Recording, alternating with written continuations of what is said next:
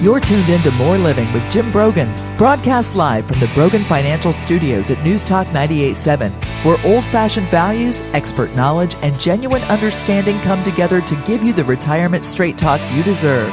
Jim's a former National Advisor of the Year recipient and a financial educator, and he's here today to talk about how you can live out the best years of your life. Jim and the Brogan Financial team have been helping retirees and pre-retirees across the Southeast for over 20 years in their pursuit of financial independence. You can reach them during the week at 865-862-6800. So sit back, relax, and get ready to learn, because More Living with Jim Brogan starts now. Happy Saturday, East Tennessee, and welcome to More Living with Jim Brogan, where it's all about living the best years of your life your way. This is News Talk 98.7 WOKI, and with 4th of July right around the corner, I'm sure you're making plans, maybe with family and friends, for a weekend of celebration, maybe some fireworks, barbecue, a whole lot of red, white, and blue. You also may be reflecting on the values and ideals that make this nation great. It can be hard to relax and appreciate it when you have financial worries on the horizon. You know, according to a recent study, over half of people 55 to 65 years old are planning on putting off their retirement date to a later date because they're concerned about financial challenges. We've had a lot of economic uncertainty with inflation, bank failures, tech industry pressures. It's understandable if you're concerned about the level of freedom you can realistically achieve in retirement. So, you know, I want to enjoy this weekend. I want you to enjoy the 4th of July weekend. I don't want you to worry about finances. So that's why today we'll be discussing how to plan for achieving financial freedom in retirement, even amongst the adverse factors we face today. We'll talk about the very, very important transition of going from saving money throughout your working life to spending money as you withdraw and spend money from your life savings and no longer have earned income. We'll talk about understanding the price of your summer in retirement and how to plan for that appropriately, and understanding its inflation. And I went back to shortly after our independence. So we went back to the 1770s and looked at what was going on with inflation shortly after our nation's founding, and what can we learn from that and apply to today. So hopefully I'll answer some of your most common retirement questions and talk about some potential solutions that can help you take control of your life. So let's talk about the transition from saving to spending money in retirement. And this is fundamentally one of the most important things for you to understand. And this is why it's so critically important. You hear me say often on this show that the plan that gets you to retirement is not the plan that will get you through retirement. So it's critically important to understand, and the reason that you cross a very distinctive line the day that you retire is because you no longer have earned income. And so in order to generate income, you've now, and oftentimes, your life savings has to generate that income. So up until now, you've been in a savings phase of life. And now you're going to be in a withdrawal or spending phase. And those are two completely different challenges. And that's why I say the plan for retirement usually has to be quite different. Because we don't retire on an asset, we retire on income. So you've got to be able to take your life savings and you've got to transition it into providing stability of income. You know, in retirement, most people live on a fairly fixed income. Not as free spending maybe as your later peak working years. So it's critically important to understand this, because when you're withdrawing money from your life savings, it puts a completely different set of pressures and stresses on the nest egg. And, you know, if you have a big hit to your money in the early years, especially in those first 5 to 7 years, it can be devastating because you no longer have a hit to your money, but you're also withdrawing and spending money. Now, there are ways to put retirement plans together to largely mitigate the impact of a big decline of your money in the early years. Part of that is how you take risk in the market.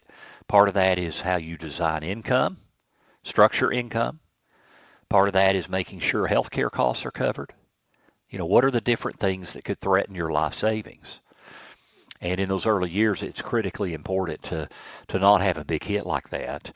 But when transitioning from wealth accumulation to income generation, it's important to keep track of what retirement accounts you have and when and how they will pay distributions.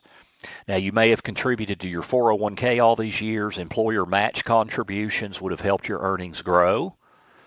But now it's time to turn those savings into income. But all that income coming out of your traditional retirement account, all of it, if not most of it, is fully taxable. And then, of course, once you get to 73 or 75 years old, depending on when you were born, you have to start taking taxable distributions. Now, you could have made contributions to an IRA, which would be taxed the same way typically as your retirement accounts at work. Now, you can also do Roth, which provides tax-free income in retirement. And while there's an income restriction on Roth IRA contributions, there is no income limitation on Roth 401k contributions, and there's no income limitation on Roth conversion.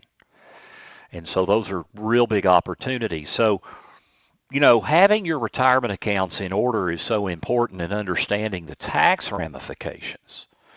And in the last segment today, I'm going to really dive into what I call tax diversification. Where are taxes going to be in the future? We know taxes are going up in 2.5 years because the Tax Cuts and Jobs Act expires at the end of 2025. So they're going up. The question is, will they go up more in the next 5 or 10 years with the challenges we have with our budget deficits and our federal debt and our unfunded liabilities for Medicare, Social Security, and prescription drugs? But bottom line is, a lot of the retirement income you generate is going to be taxable more than likely.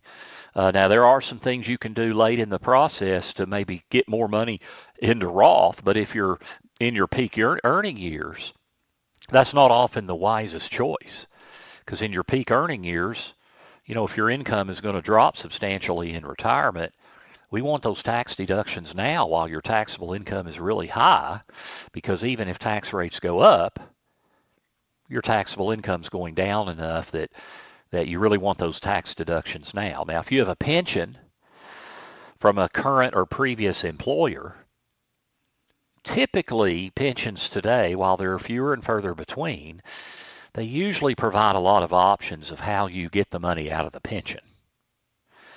And because we're an area of the country that has a lot of government, either employees or contractors, certainly all the DOE stuff out in Oak Ridge, some of the, you got KUB, you've got, there's several employers in this area that offer pensions still. If you work for Knox County Schools, you usually have a pension. Usually there are options with the pension. And of course, the standard option that's always been there with pensions is you can take a guaranteed income for life. Now, when you take a guaranteed income for life, they factor that payout based on current interest rates.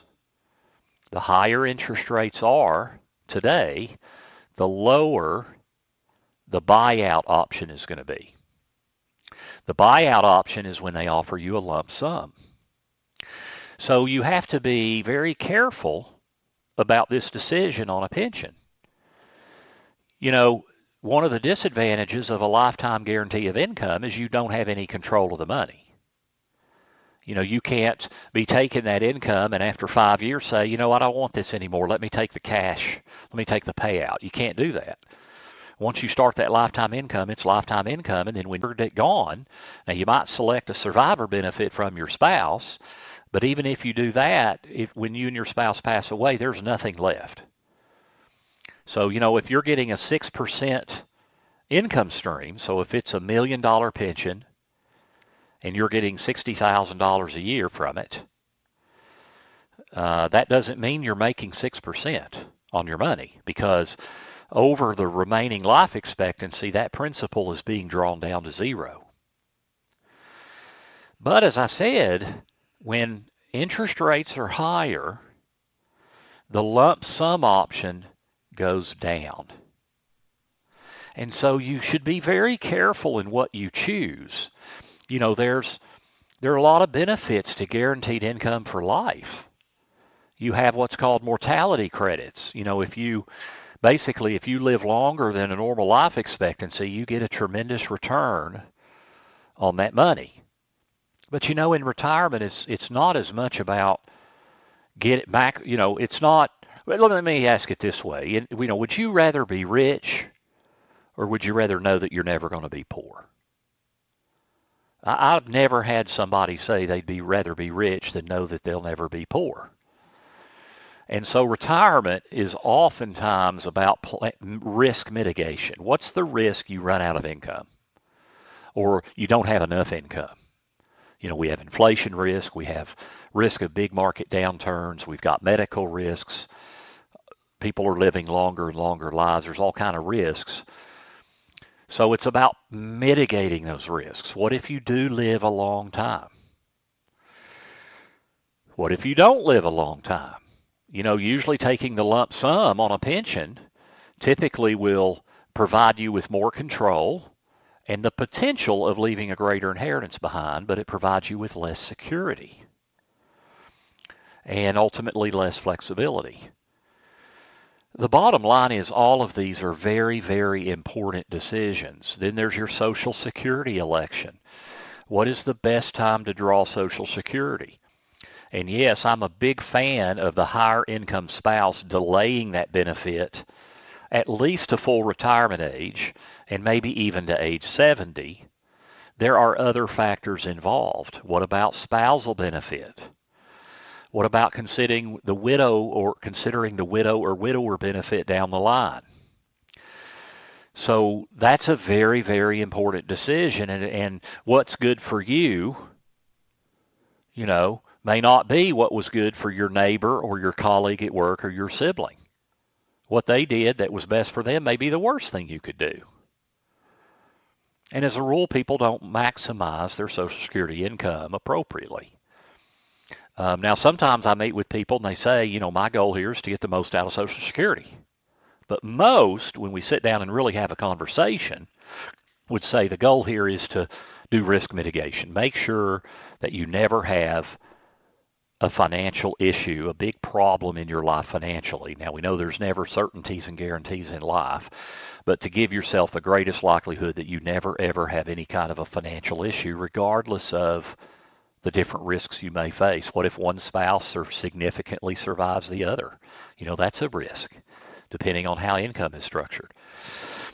So, you know, I teach about all of these things in the classes I do at the University of Tennessee and Pellissippi State Community College. My next class is in late August. It's a one-night class on income planning specifically. Just 2 hours on how to draw income in retirement. We hit a lot of these topics. And then I've got in September, I'll be at UT. That August one is in Pellissippi. Then September, I'm at UT with my two-part class, Financial Survival for Retirement. You can get our full list of classes. I have a general class that's a two-part class, and then I've got the income planning class, and I've got a tax planning class. Both of those are just one night, 2-hour shots. Go to broganfinancial.com and click on classes, and you can see write-ups on all of those classes. You can also click to register directly with the University of Tennessee or with Pellissippi State Community College. Now, when we come back, we're going to talk a little bit more about understanding the price of your summer in retirement. Summer should be some of the greatest months, in my opinion, so how can you budget for that properly in your retirement plan, even if you are on a fixed income? So stay with us. This is More Living with Jim Brogan on News Talk 98.7 WOKI.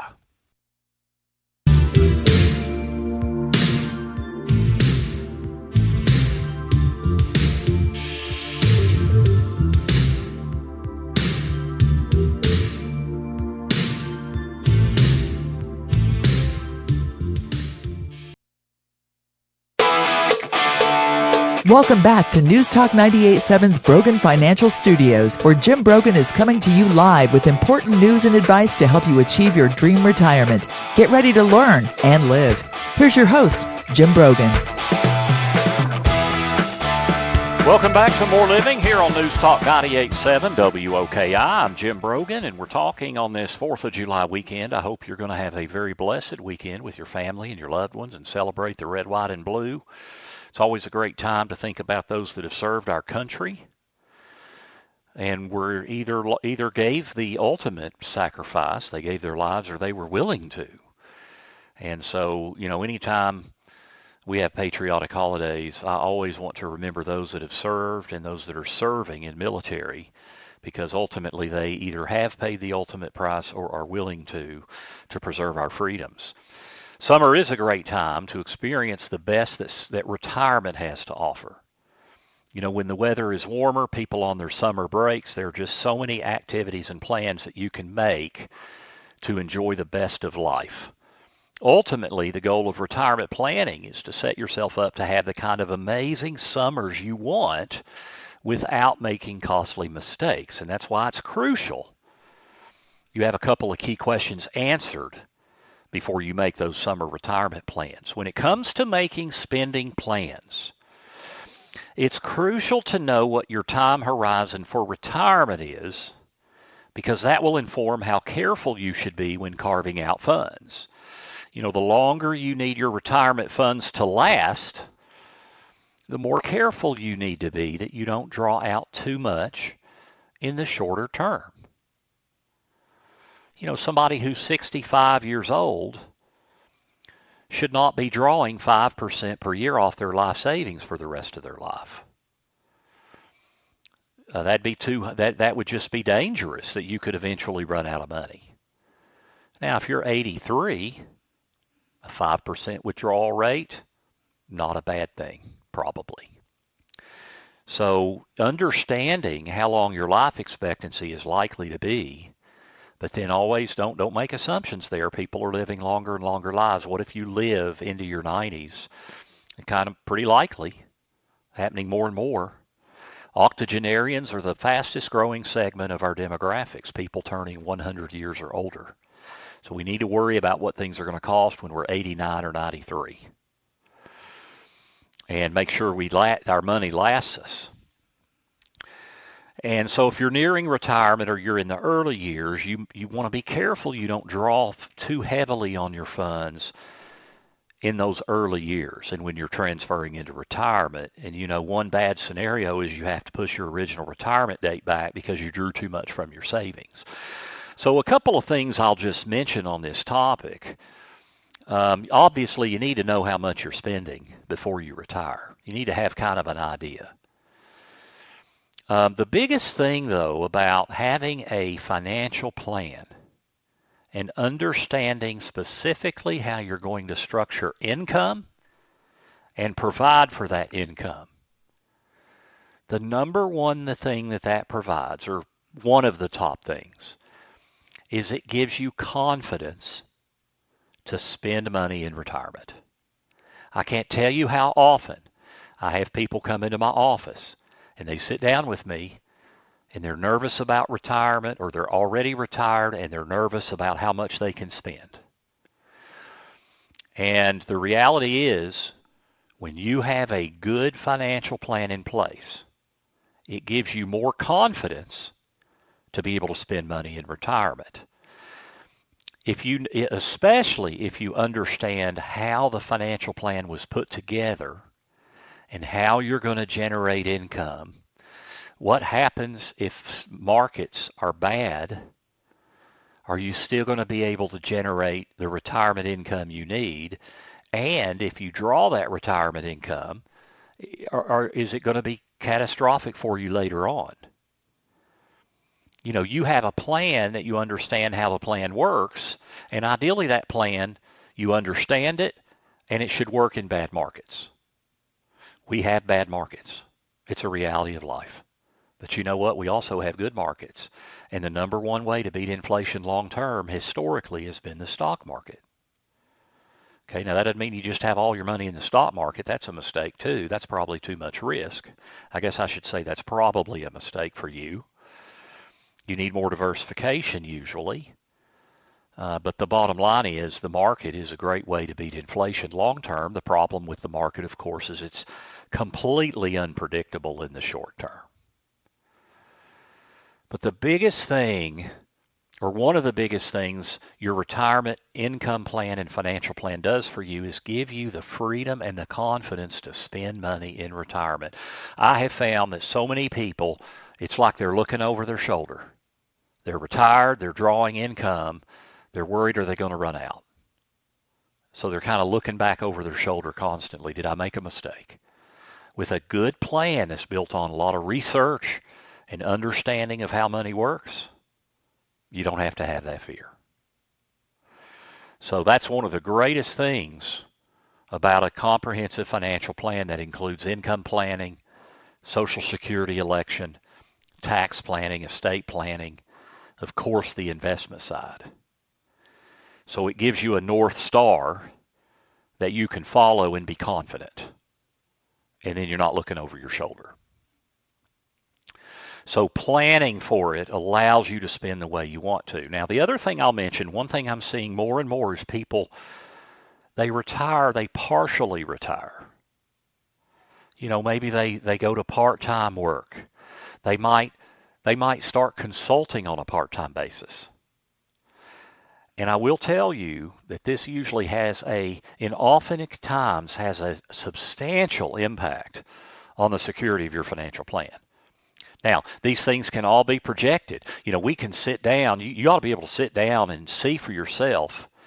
If I work part-time for 2 years versus retire full-time, what's the impact on my financial plan? How much more secure, when we project income out to the future and we allow for risks, market risks, inflation risks, all those things, how does working even one extra year part-time make an impact? So I'm seeing that more and more with my clients. I'm seeing more and more people, they take a part-time consulting job or they quit what they're doing and they do something else part-time that they enjoy. There's a quality of life issue there that really helps with the transition into retirement. That transition mentally and emotionally is a huge thing. You know, you're losing a lot of your social fabric, a lot of your social foundation and interaction when you retire and leave work. So the transition from an emotional and mental perspective can often be so much healthier if you're working part-time, either as a consultant or just doing something you enjoy. And then the extra benefit is the financial impact is usually dramatic. Now, I will tell you, I've got lots of clients, they don't need to do that financially, but they do it for the quality of life to help with that transition where they don't go from all work to no work and they keep more social contacts. So a lot of these things are important in your plan. How do you structure the income? How can you have confidence in that plan? Should you take some part-time work, do something you enjoy, do some consulting work, but then ultimately understanding how does that impact the numbers? How does that impact your likelihood of success? How does that help you mitigate risks to income in retirement? You're listening to More Living with Jim Brogan this morning on News Talk 98.7 WOKI. And when we come back, I'm going to talk about understanding inflation throughout its history in America. I went back to the 1770s, shortly after our nation's founding, and found some rather interesting things about inflation. What was different, and then more importantly, what can we learn from it? So stay with us. This is More Living here on News Talk 98.7 WOKI.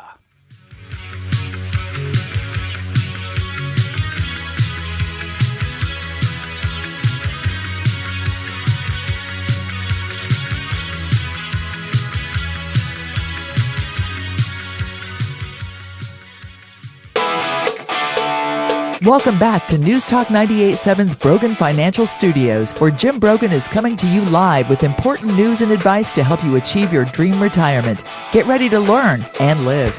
Here's your host, Jim Brogan.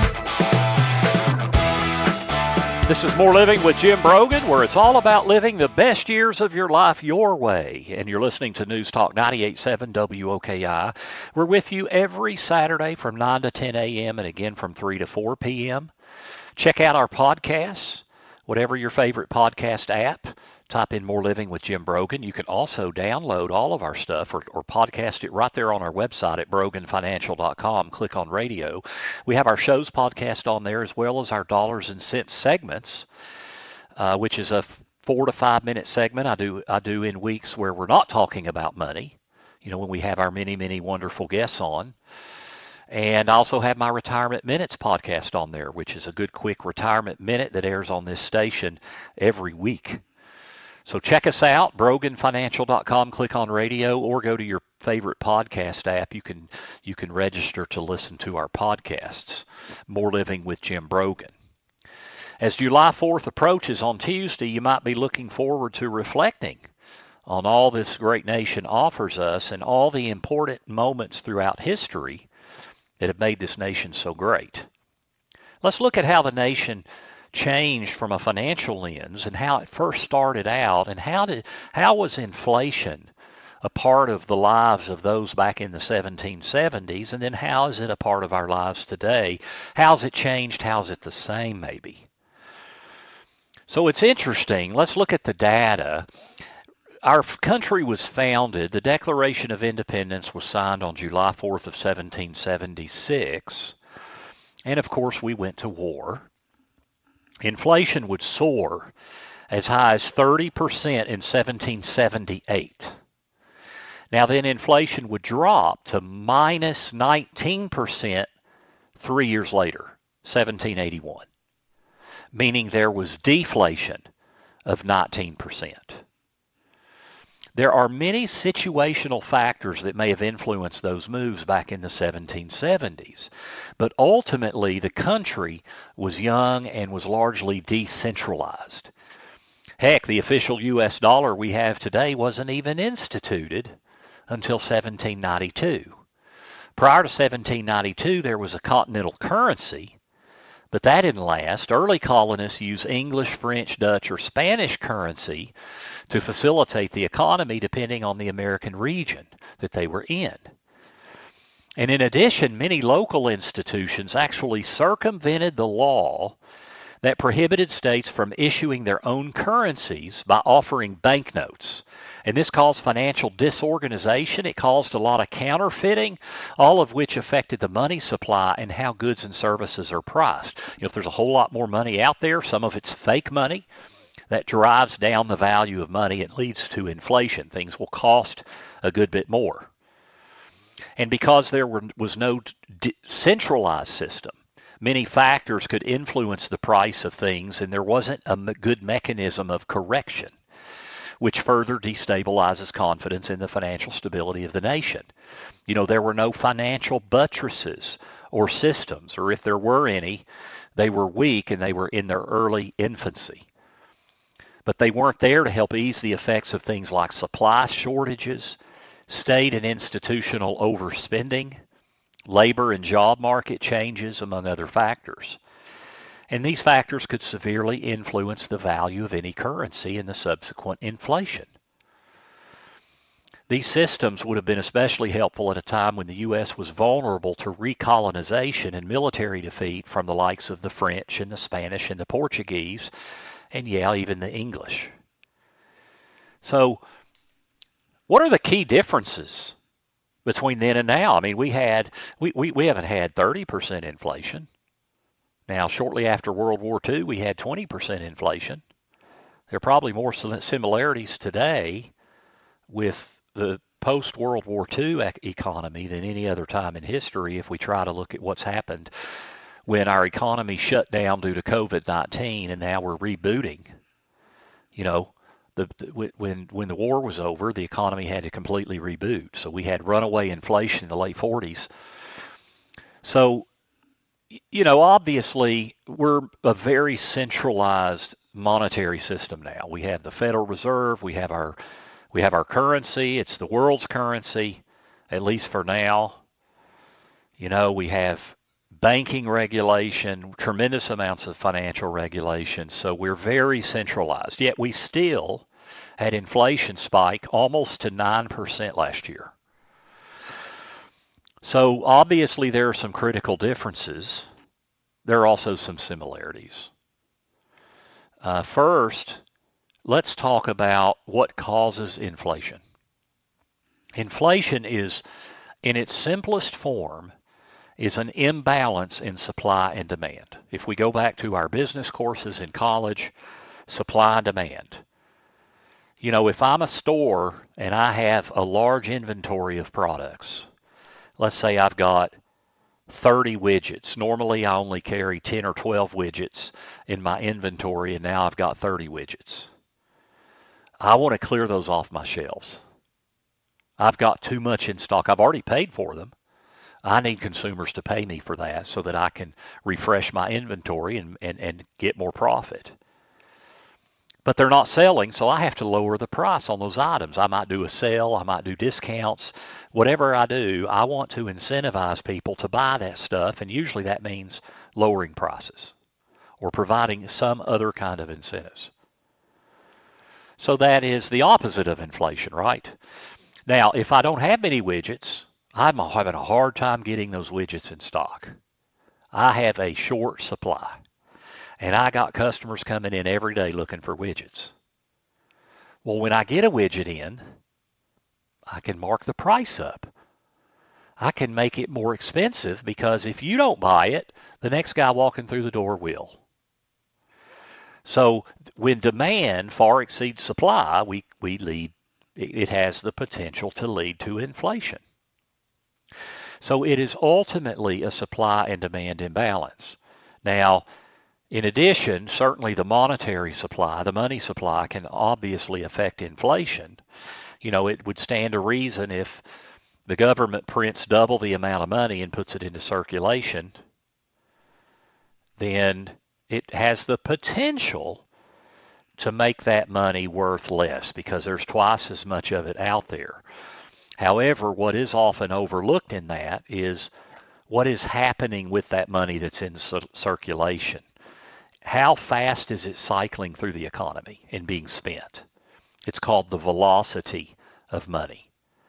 Usually when the money supply increases, the velocity of money goes way down. It's an inverse correlation, meaning increasing money supply does not automatically cause inflation. I would still say the number one thing is an imbalance in supply and demand. And so coming out of the pandemic, we are still rebooting our supply chain issues. Now, if you think back, remember, if you got a new car a year and a half ago, most dealerships were charging over sticker price for that car.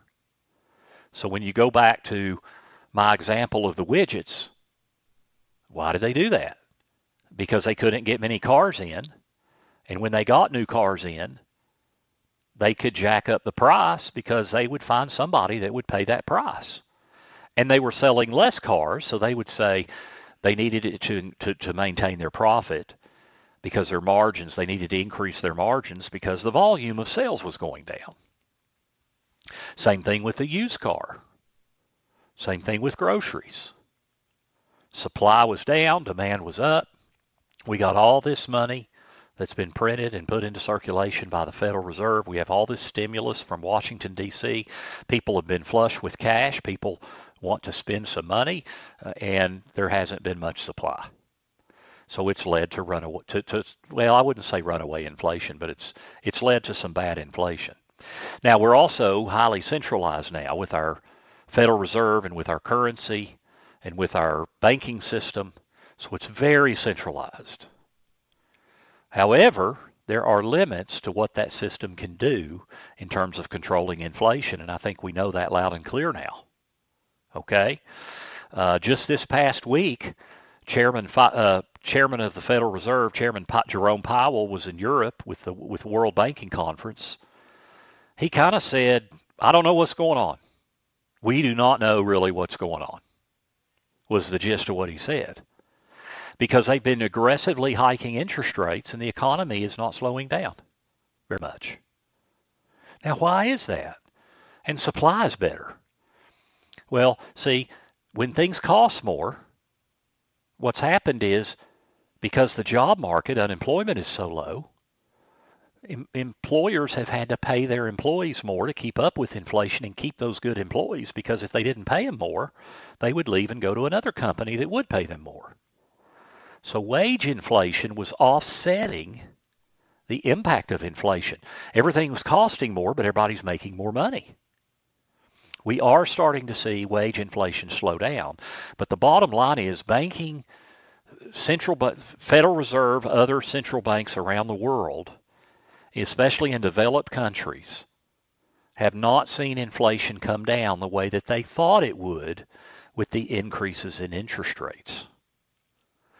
So there are market dynamics at force that can affect this, and there's sometimes a limited control by the Federal Reserve and other banking systems. Now, in many ways, institutions like the Federal Reserve, I could argue that a lot of our easy money policies, both from the Federal Reserve and from Washington, D.C., since the Great Recession, so coming out of 2007, 08, and early 09, we had such easy money policy for most of the next 15 years, with both Federal Reserve printing money and Congress supplying stimulus, that in many ways led to a lot of this inflationary problem. But the pandemic didn't, obviously was a huge factor, because you turn everything off. You can't just turn a switch and turn it back on again. And the supply chain was broken. So we got a lot of factors. We certainly are, it's not the type of issues that we faced in the 1770s after our nation's independence. But inflation is still a fact of life. The main thing I want to leave you with is, everybody's worried about inflation right now. 3 or 4 years ago, nobody seemed to be worried about inflation, because for 14 or 15 years after the Great Recession, inflation was 1.5% to 2%. But even at 2%, inflation is a silent killer of retirement income. Even at 2%. Now, inflation for the last 12 months is now 4%. The Fed wants to get it back to 2%. I think it's going to be tough for them to get that there in the next year or so. I think it's going to be real tough. At 2.5% or 3%, or even if they get it back to 2%, I think it's very important not to underestimate the eroding power of inflation on retirement income. And a lot of times we don't take it as seriously because it's not the same thing as losing a lot of money in the stock market in a 3 or 4 or 8 or 9 month period. So it doesn't have that big short-term effect. But the reality is the inflationary risk over time is dramatic. And in many cases, may be the number one risk you face when you retire in your 60s. And so it's critical to have, in the long term, growth of income to fight inflation. Now, in the meantime, you need stability of income in the short term, because stock markets are completely unpredictable, but that's where your financial plan comes in, and how you develop your income plan. This is exactly what I talk about in my class at Pellissippi State on income planning. It's in late August. You can go to broganfinancial.com, click on classes, and find our full schedule. But that is a 2-hour class, one night at Pellissippi State, Hardin Valley, where I'm going to talk about specifically how to structure your income plan to where you have stability in the short term, regardless of stock market conditions, but you have growth of income in the long term to fight inflation, because that growth of income in the long term is as important as anything in your financial plan. We're going to get to our final break. When we come back, I do want to touch on tax diversification. We're in a low tax environment today, historically. They are going up in 2.5 years, income taxes. And I think there's a risk, a congressional risk, that they go up substantially more, or an economic risk, because of the realities of our federal debt and deficit spending. What is tax diversification, and how do you need to be using that to try to help solve the uncertainties of our income tax system. Stay with us. This is More Living with Jim Brogan right here on News Talk 98.7 WOKI.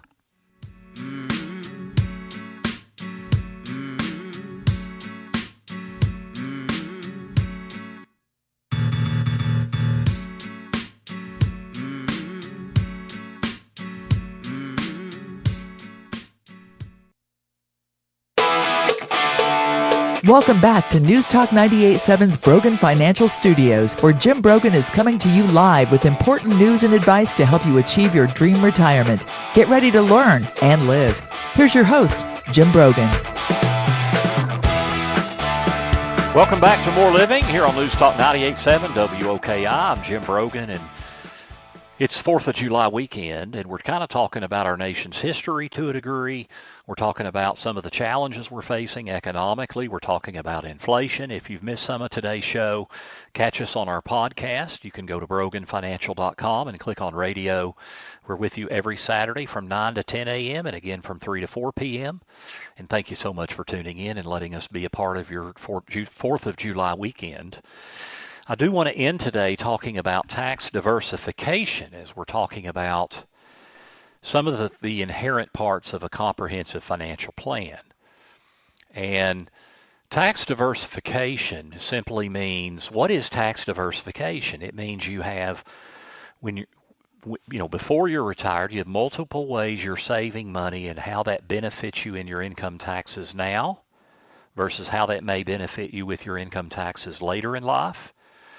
And then when you're in retirement and you're structuring retirement income, what are the various ways you can generate retirement income, and what is the taxation of that retirement income, and having multiple sources from a tax perspective. You know, so many of our clients and so many of the people I meet with in my office have saved so much of their money in retirement.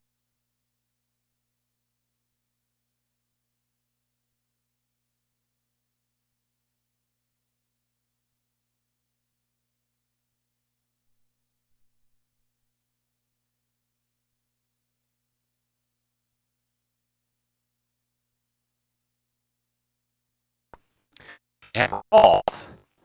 It's tax-free when you pull it out, but there's no tax benefit when you put the money in. And often in your later working years, you've got your highest earnings years. You want to get the tax break with your highest earnings.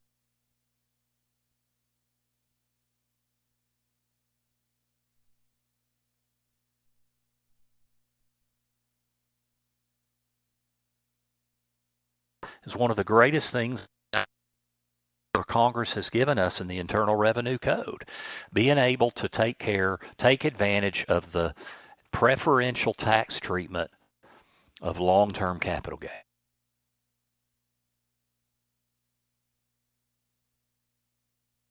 Ingredient to your success. How do you plan Roth versus traditional? Now, especially for you younger folks, you folks in your 40s and 30s and even in your 20s, how do you fund a Roth versus a traditional?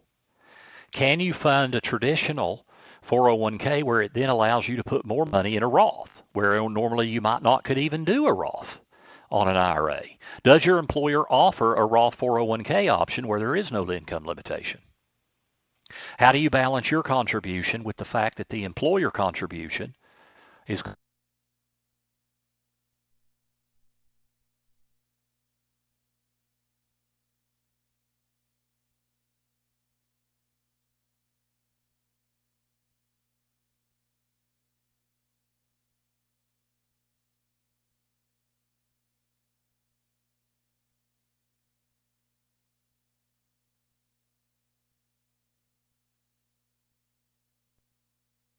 The views expressed by Jim Brogan and his guests are not that of Cumulus Media. Any discussion of financial, legal, and tax planning strategies is not intended to be individualized advice and is general in nature. Always consult with your advisor for advice specific to your needs. This program's content does not represent a recommendation of any particular security, strategy, or investment by Jim Brogan or Brogan Financial Incorporated.